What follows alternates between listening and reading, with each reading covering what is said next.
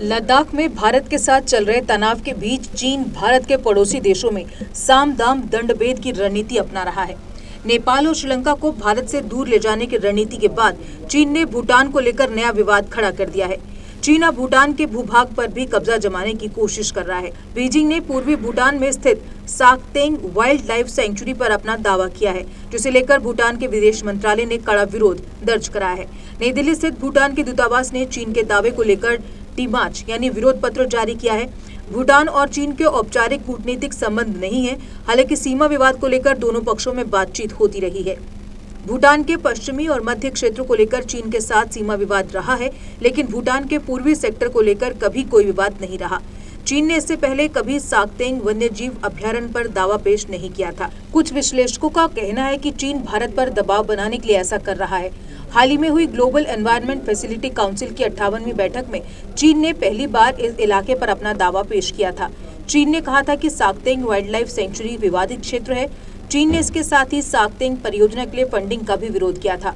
भूटान ने इसे लेकर चीन के सामने कड़ी आपत्ति दर्ज कराई। भूटान ने कहा कि साकतेंग अभयारण्य भूटान का संप्रभु और अखंड हिस्सा है।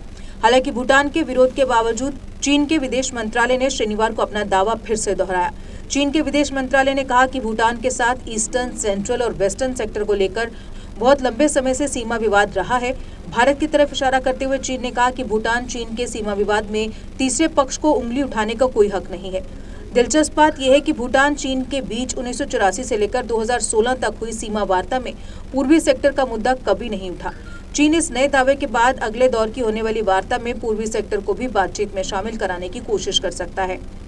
वहीं इस पर भारत, बांग्लादेश, भूटान, मालदीव्स और श्रीलंका के काउंसलर मेयर ने कहा कि भूटान चीन के काउंसिल मेंबर के दावे को पूरी तरह से खारिज करता है। साकतेंग वन्यजीव अभयारण्य भूटान का अभिन्न हिस्सा है और भूटान चीन के बीच हुई सीमा वार्ता में कभी भी इसे विवादित इलाका नहीं बताया गया।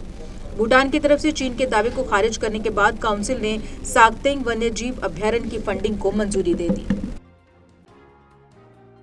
JK Update is fastest growing media house in J&K with 1.5 crore monthly views. JK Update is a best platform for advertise your brands and services. If you want to advertise your products and services, please contact us on this number. Mr. Sushil Sharma, 705-109-1804. JK Update. Update रहें हमारे साथ।